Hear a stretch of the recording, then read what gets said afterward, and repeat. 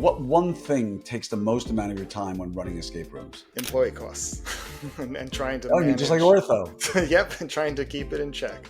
We actually had to come up with a whole remote monitoring system where we have a monitoring center and people are watching escape rooms from a different location than the escape room's actually happening. We have a couple key locations that have a few more employees because they're a little bit busier, ensure that all the locations are running, and we can run a store with a single person, even if they have multiple rooms running at once. Hello there, everybody, and welcome to another episode of your Orthopreneurs podcast. Today, I'm joined by a friend, somebody who's part of my Orthopreneurs RD group, and someone who I have danced with in front of hundreds. That's a story we'll tell later. Put your hands together and welcome Dr. Scott Sakowitz to the Orthopreneurs podcast. Welcome, Scott. Hi, Glenn. It's great to be here. Thank you. I'm thrilled to have you. And we'll keep everybody sort of wondering how we danced in front of hundreds of people. We'll get there later. Anybody who came to Summit on the cruise knows exactly what happened. But let's start here. I always love every podcast to begin with the simple question: how did you end up where you are now? And, we'll dive into detail on a lot of the other stuff that we're going to get into, like your entrepreneurial ventures that you're with your dad, which are pretty cool. We'll get into some of the fun stuff, like the game show you were on. But tell people a little bit about your practices and how did you end up becoming an orthodontist? Well, it really it goes back to probably college. I was trying to figure out what I wanted to do, and ultimately, I was in zoology, which Zoology. Learning about animals. I knew I wanted to go into something medical. But then my sister decided to go into dentistry, and I said, you know what? I've never even looked into it, but that sounds like an interesting one to consider. And Interesting. lo and behold, I thought it was really interesting. And once I got more into it, I realized, one of my interests has always been kind of solving puzzles. So, and we'll probably see how that relates to some of those other things you mentioned later on. He's foreshadowing, folks. He's a great director. But when I started learning about all the specialties, ortho really struck a chord with me because it was an opportunity to literally solve puzzles every day. How to fit the teeth to the right place. And as I went to all my interviews, that was probably part of what I said to everyone. I don't really remember anymore, but I like to work with my hands. It was never that, truly. I know. For me, it was the puzzles, and ultimately, I got into that, and I really enjoyed doing ortho. And then when I got out of school, I was never the type who really wanted to work for someone. I really wanted to work for myself, and that's part of the reason why I got into a field where you had the opportunity to do something yourself. And I decided to open up my first practice less than a year out of school, and my second practice about a year after that. And from there, it just kept going, and we actually opened up our third one last year. So it's been quite a journey, and, Right on. And a fun one. That's beautiful. I may have missed it. You practice with how many other doctors? I have my wife who helps out with some things, and an associate as well. So there's three of you, two orthodontists, one general dentist. Yes. Got it. Cool. So, and if you want to tell everybody, where do you practice? Oh, that's important. Orlando, So Disney World Central. Are you near like Orlando proper, or are you in an outskirt? Orlando proper. Cool. Yeah, and actually, one office you can see the fireworks at Disney from it. Oh, that's cool. Nice. If you're there late enough to be watching the fireworks, we have to have another discussion. But only on a rare occasion. On the rare occasion. So at a time when many ortho practices are flat, most ortho practices are not declining right now. Most ortho practices, at least in the general terms, trends I've heard from people talking, generally flat or up a little bit. But are you at liberty to talk about your year-over-year numbers of how you're doing from a broader perspective? Oh, yeah, sure. This year we're up 26% over last year. It really has been phenomenal growth. And, there's a few factors that we could probably attribute it to. My associate did start at the beginning of this year. So we were all able to increase schedule availability, which I know by default makes a difference. Also, But by the way, it only makes a difference if there's capacity, well, right? If there's yes. lack of it, let me rephrase that. It only makes sense if lack of capacity is what was holding you back. And to the overwhelming majority of people listening right now, Scott, they don't have the patient flow where capacity is being stretched. So for you, it's a matter of fact, well, I brought an associate in, so I grew 26%. For the overwhelming majority of people listening, if they brought an associate in, they would not grow 26%. They might grow 5% or 3% or not at all. And so don't diminish the fact that you're clearly doing something really well, really good in your practice. If adding an associate allowed you to go up 26%. Well, that's a very important caveat. And the reality is, I mean, it was just me working actually three offices and trying to make ends meet, my wife helping out where she could. But ultimately, yes, I mean, there was a need to increase the capacity and the availability. And we increased capacity at one office by 50%, and at the other office by about 25%. And, it feels like, we took a step back probably 2 years or so in terms of how busy the schedule is, but it's also a little bit of a relief because it got pretty busy for a while, and I kind of pushed myself to well, really past what I felt comfortable doing in order to get to that point where I was able to say, okay, now's the time to add someone on. Right on. I'm going to come back to that in just a moment because I think the associate conversation is one that I've had many, many times with many doctors. But right now, there's people sort of green with envy, so to speak, who are listening to you growing 26% and say, God, what I wouldn't give to be up 26%. It's more than just hard work. What do you think you can attribute that kind of growth to? I mean, look, if someone has a $2 million practice, it doesn't take a math genius to figure out now they have a $2.5 million practice just in 1 year. If someone has a $3 million practice, they're closing in on, three and 2/3 basically. So what do you attribute to that really good growth? And was this your first year growing 26%? Have you had repeated years of growing like this? Or is it simply the year you brought the associate in as the year you grew 26%? Well, that's actually a really good point. Last year was a little bit less. I think it was around like 15 or 20%. I don't remember exactly, but I remember the year before was about 50% growth. That Five was the zero. year, yes, 5-0. That was the year that things really took off. And I think a lot of it can be attributed to, being about 5 years in, word of mouth picked up, reputation began to build. And I think a really big part of it is customer service at the end of the day. There's a lot of practices out there that do great orthodontics. I believe that. But there's a lot of people out there who, it's not even the doctors, but the team that they build, just they don't always give the time and the attention to the patients to make them feel like people. A lot of Right. people, it's kind of feel like another number walking through the door. And that was one of the Great. things that I set out from the beginning. It's like I want people to feel like people when they come in, and I think people feel that. I really do. I agree with you. And, I think some of it is inherent to who we are as humans, right? Like, I would assume you're a lot like me in that inherently you want people to have a great experience, right? There's people who, like myself and probably you, that if I have 2 seconds free, I'm going out to the reception area to go talk to a mom or a dad, right? I'm going to sit down next to them and, hey, how are you? Hey, just saw Billy. Want to talk a little bit about that, right? Which people, if you're listening, if you're not doing that now, that is literally what I did with every single patient that came in for the first 3 to 4 years of my practice. It got too busy for me able to do that, but I still try wherever possible. Is that something you do a lot of, Scott, where you go out and just sit with a parent and just chat? Well, the parents actually come to the back in our office. We have seats at each chair for the parents, and I think I do most of my talking there. And Nice. it allows me to keep an eye on the flow, but I can still be in that conversation. I can politely excuse myself when I see that the next chair is flashing and I need to go. But yeah, I definitely hang out there and probably spend more time than my team would like me to. But I do like the Understandable. conversations. Yeah, and my office, we have chairs at every single op for parents. Oddly enough, I'd say probably 75% of the parents stay in the reception area. They look at it as a time to play on their phone, get their mom or dad time. And again, does it take a few more seconds when you go out and say hi? Yeah. But sometimes at the end I say, hey, do you mind going to grab mom or dad, bringing them in, and we can then chat. But for folks out there listening, don't undervalue the importance of these conversations, particularly if you can carry on a decent conversation, because those are the conversations that mom and dad are going to go talk to their friends about.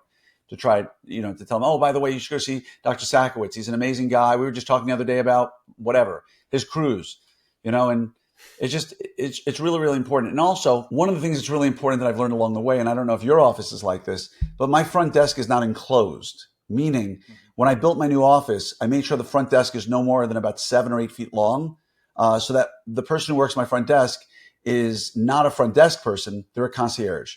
They get up from the seat and come around the desk and shake hands of people when they come in, goes and gets some water or coffee or whatever they need. And again, this is a completely different conversation that I was going to get into.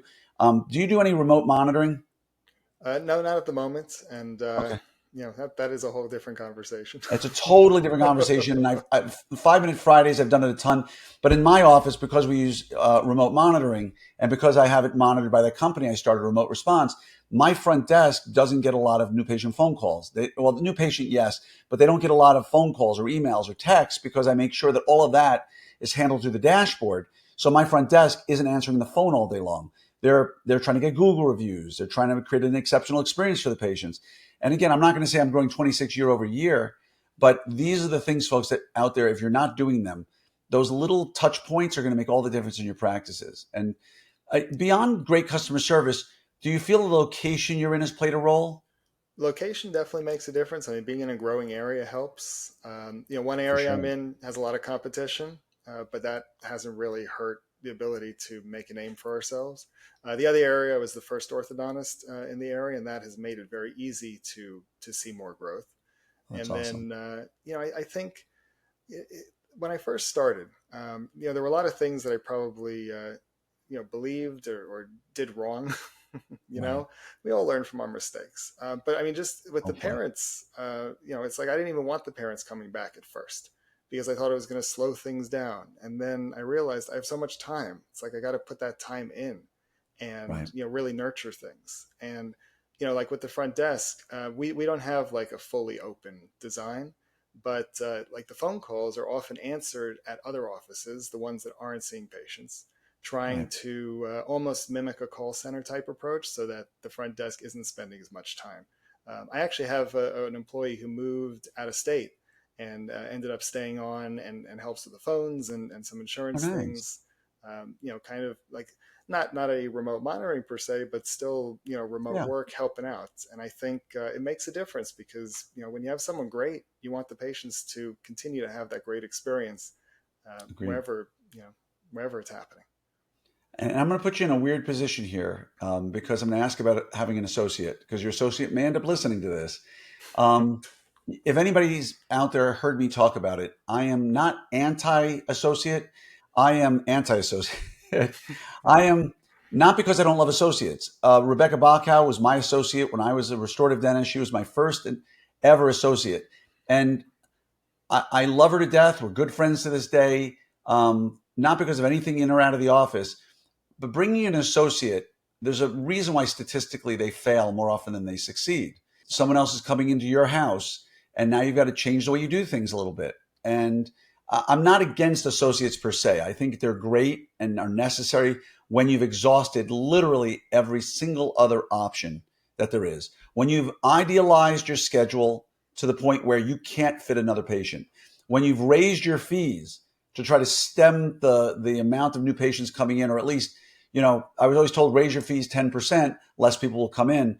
Oddly enough, when you're booked out with patients and you raise it 10%, they still come in, which is wonderful and great.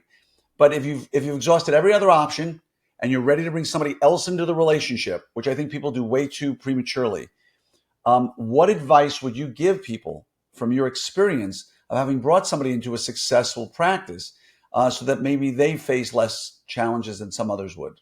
Well, I think you bring up some very good points. I mean, really, you have to be pushing yourself beyond what you feel comfortable, and really trying to Right. maximize everything.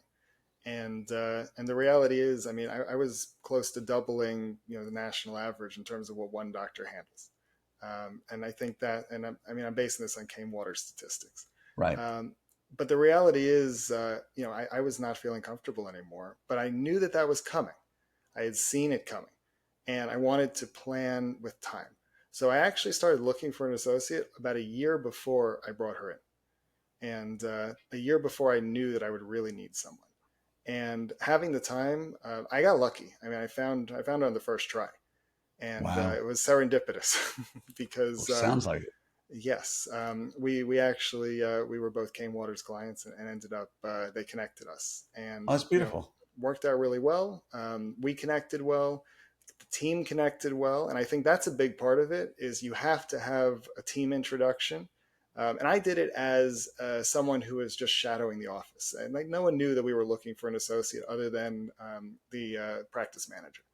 So it was important to kind of not rock the boat before anything was really getting official. And then we did a proper announcement and introduction later in the year once everything was finalized, and started to get the patients used to the fact that someone else was coming in, sending out a letter.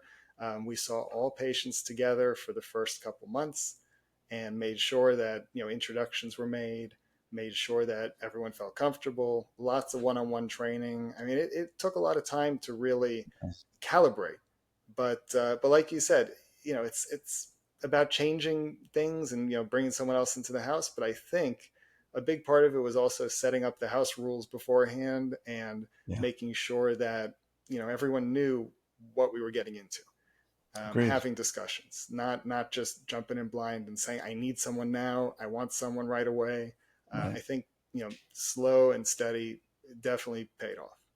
Yeah. All too often, I see people bring associates in without the kind of planning that you put in, without spending the time that you're spending. And ultimately, expectations were never really aligned and it fails. And so kudos to you for doing that. On the topic of multiple offices, I know you said, oh, you may have done it differently than I would probably have recommended personally. But, I'm in favor of one practice. If you can have one practice and grow it to $8 million, and bring in five doctors into that one practice, good for you. Or for 8 million, it wouldn't be five doctors. But, if you can bring in doctors and make that work and that's what you want, amazing. If you have, six practices like seven practices like Ben Fishbein and grow it to 20, $30 million, good for you. I don't think there's one practice model that fits everybody. But talk a little bit about your philosophy of the whole multiple office model.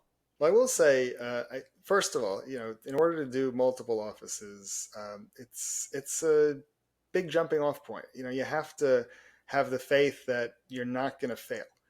And I think we might want to get into the entrepreneurial stuff in a little bit, but I had a little bit of extra confidence kind of going into that approach from some Yeah. life experience. And I think for me, a big part of it was I did not want to work in a corporate setting for a long period of time. And we're talking about not like the modern corporate. I mean, this was when before the big OSO wave, when corporate was really just kind of bottom of the barrel stuff. Yeah. And Been there. yeah, and it wasn't really appealing. I didn't want to do it for long, and ultimately, um, I knew that the quickest way to work for myself was to get myself busy as quickly as possible. So by opening two offices almost at the same time, I was able to increase the amount of patients that I was seeing on a weekly basis and divide my time between two of my own practices instead of one of my practices and one of someone else's practices. And I was able to build both of mine simultaneously. And I mean, I know that not everyone has the means to do that or the ability to do it, but I was fortunate with some of essentially the time and effort and life experience that I put in before to get me there. And I think Right. when it comes down to it, it allowed me to really do 100% me a lot faster. And maybe doing one practice would have been a little simpler. Yes, definitely simpler. But I like the challenge too. It fits what I like, and that's Yeah. really important too. It's beautiful. I mean, I had twins.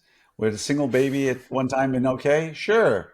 Would I have told you we could do twins? Absolutely not. It would have been too much for us. But looking back, we wouldn't have had it any other way, right? Obviously, um, you're talking about entrepreneurialism, and it's no question as we dive a little deeper into your story, you're built a little differently than many other orthodontists from embracing challenges, from really enjoying the entrepreneurial side of things. And so, you and your dad, you started something together, right?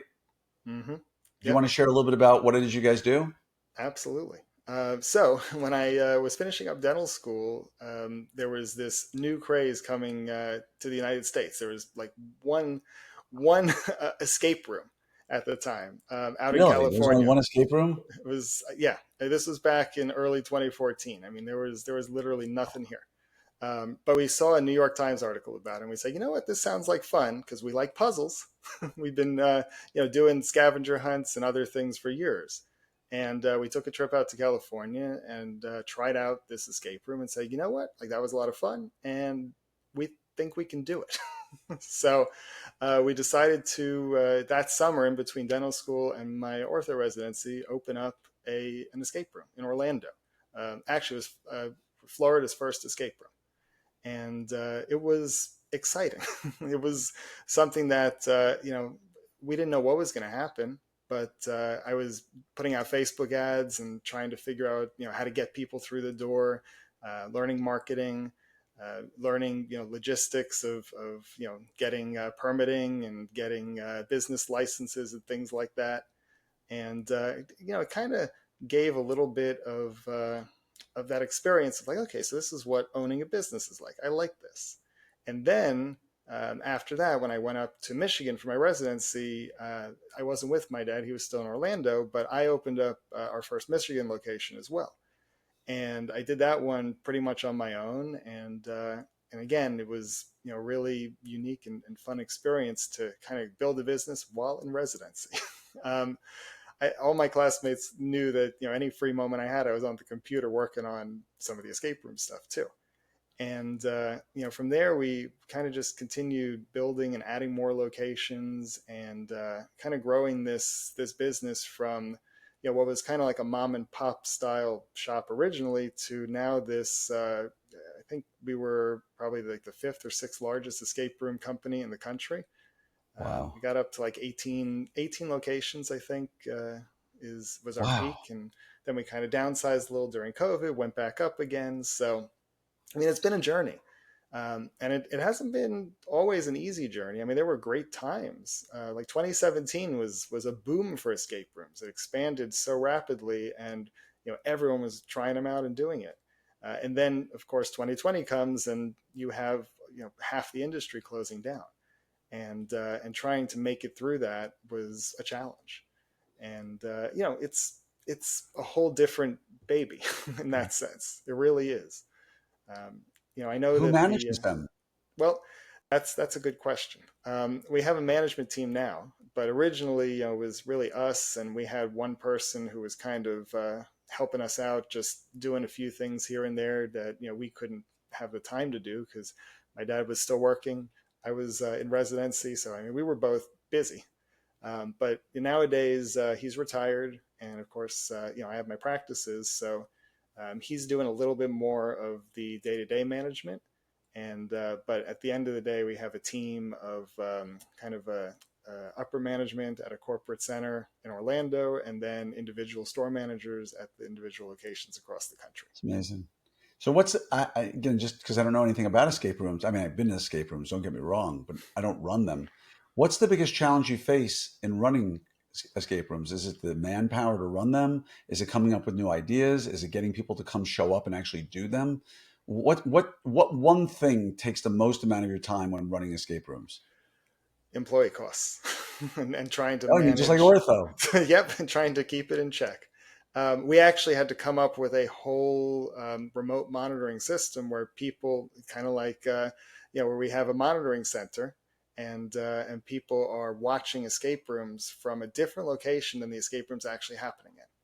And we Hmm. actually got that to a point where now we have a couple key locations that have a few more employees because they're a little bit busier, and those employees are making sure that all the locations are running, and we can run a store with a single person even if they have multiple rooms running at once because we have people to kind of support that.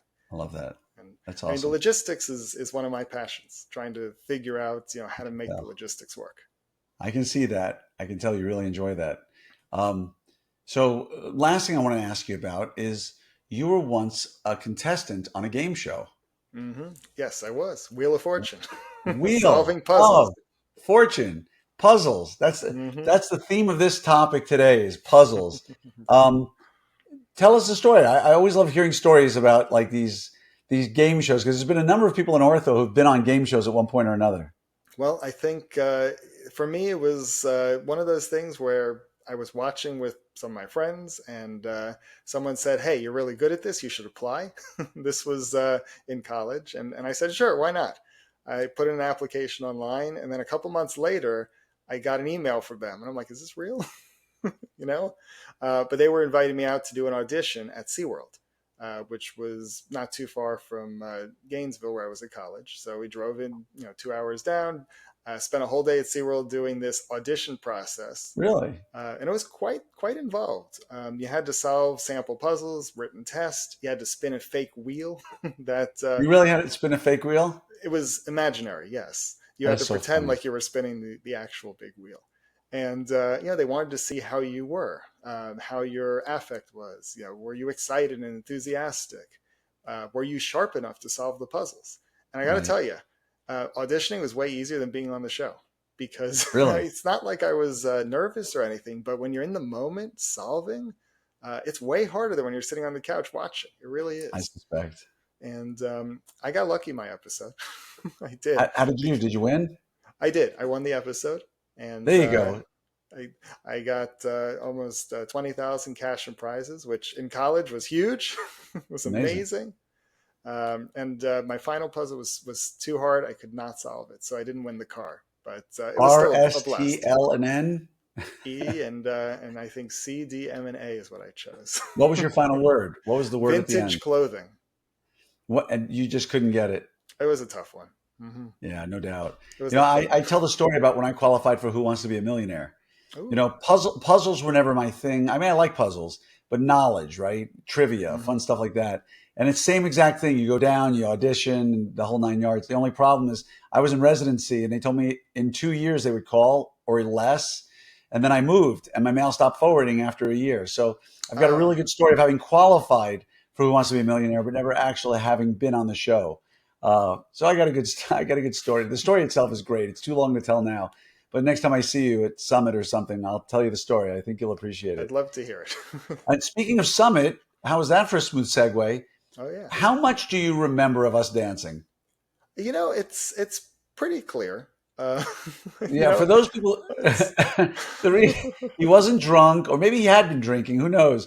But at Orthopreneurs Summit at Sea, we had a phenomenal hypnotist, Boris. He is legitimately a hypnotist, and you've all been to the shows, or maybe you haven't, where the people from the audience come down and they have them do things. And one of the things that Boris did was he had all the people who had sort of made it to the final round, right?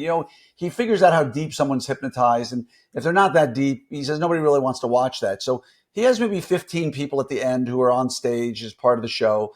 And at one point, he told all of them to come on down into the audience and pick a dance partner. And Scott, I was on the row. I was right at the aisle, and Scott reached down, grabbed me, and we ended up dancing with all the other 15 people that each had chosen a partner. was it And twist and shout? it was twist and I think it shout. was twist and Exactly. shout. Uh-huh. My question for you, though, is I've asked everybody this because my associate, Erin Albritton, who I love to death, she was one of the people at one point there. And, we all watch these hypnotisms happen and we think they're total and utter garbage. And then I ask people who are up there and they sort of explain to me what it felt like. Do you mind taking a second and explaining to people? Because I know when you came to me, I'll explain afterwards. I saw what your face looked like and I'll explain it in a moment. But how would you describe to people what it was like actually being hypnotized?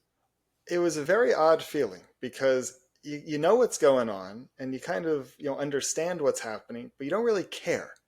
It's like it doesn't bother you, and you just kind of go with the flow and go with whatever he's asking you to do or suggesting to you, and it was like no inhibition.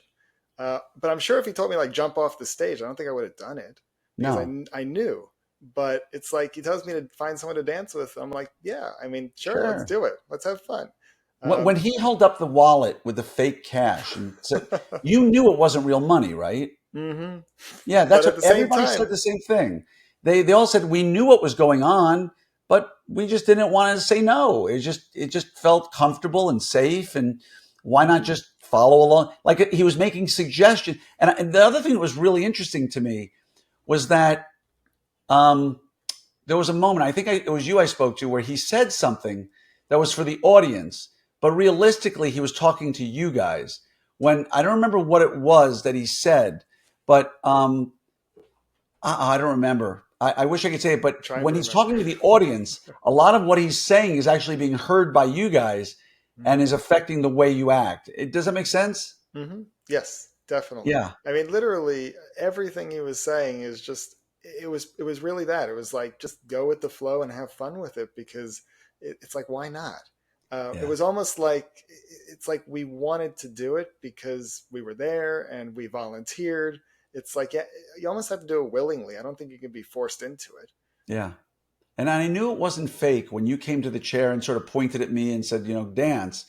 I looked at your eyes and it was different. It was as if you were in another place. Your affect, if you will, was different about your eyes. And so for people out there who think that this stuff is utter BS, it is not. I spoke to at least a half a dozen people who were hypnotized that night, and they all said the exact same thing. They were aware of what was going on, right? They weren't on another planet. They were there, but he was making suggestions that were just ones they couldn't ignore. And they just went along with it. And to me, that was amazing. I think when it was done, he wished you guys some sort of thing that he said, when you awake, I I forget what it think it was, was but do you remember what it was that he positivity. said? I think it was something about being like having the best time ever and positive, and it was like it was a bunch of like affirmations almost. Do you feel like Um, they actually occurred the way he described them afterwards? Honestly, I feel like a lot of what he said is how I already feel a lot of the time. So for me, it was kind of just yeah, keep doing what I do, and That's amazing. living positively. Well, I had a good But time dancing with you, Scott. It it was, was a it was a good memory. I remember why I chose you though. Like what uh-oh, occurred to me in the moment, and it was because I recognized you. I was like, I know him. So that's he's funny. like, oh, and I picked out someone that I knew. So it was Um, comfortable. yes, it was like extra comfortable. And even though That's you had no idea who I was, I mean, maybe you, I don't remember. I don't think we really knew each other before No, then. we didn't know each other, but again, it was just, like for me, it was like you picked me. Let's have fun. Let's dance. And here you have 30 people in front of the room, all dancing. I think to twist and shout, and it was amazing. And again, if anybody out there hasn't been hypnotized, I mean, some people can and some people can't. Hmm. But definitely Boris, the hypnotist. If you want to learn more, you can message Mike Vidikin, and he can give you his contact. He's such a nice guy, and his show is spectacular. So, It Scott, I was want to say great. thank you from the bottom of my heart for being here today. Your story is great. The idea that you're up 26% is no surprise to me because of who you are and how hard you work. Everything from escape rooms to hypnotism. We covered the gamut here. But in case someone wants to go visit one of your escape rooms, what are they called? Oh, well, that's a good question. It's called the Great Escape Room, and there's a lot of different companies out there, but ours is the Great Escape Room. So when you go to the Great Escape Room, folks, just tell the front desk you know Scott. And Oh, you want to know something funny? People have done that before. People that I've literally said, "Oh, just go and tell them that you know me," and like they'll let you in, and they're like, "Who's Scott?" um, exactly, that's my and point. it's kind of it speaks to the model where we have things set up where most of the people it runs without that individual intervention. So I think it's set up the way I want. Well, thank you for being here today. Wishing you tons of continued success. Looking forward to seeing you at Summit. It's going to be great to give you a hug and catch up. And I'll tell you my Who Wants to Be a Millionaire story at that point. I look forward to it, and I'm All right. excited for the final summit. It is the final summit. We've got more stuff in store for after Summit that we'll unveil at Summit. But I'm just thrilled to have you there. And I'm thrilled to be able to call you a friend now. So, and Oh, me maybe, too, just Glenn. maybe, we'll dance again. You never know. We're going to two great nightclubs. Have a great day, Scott. Thanks. You too, Glenn. Take care.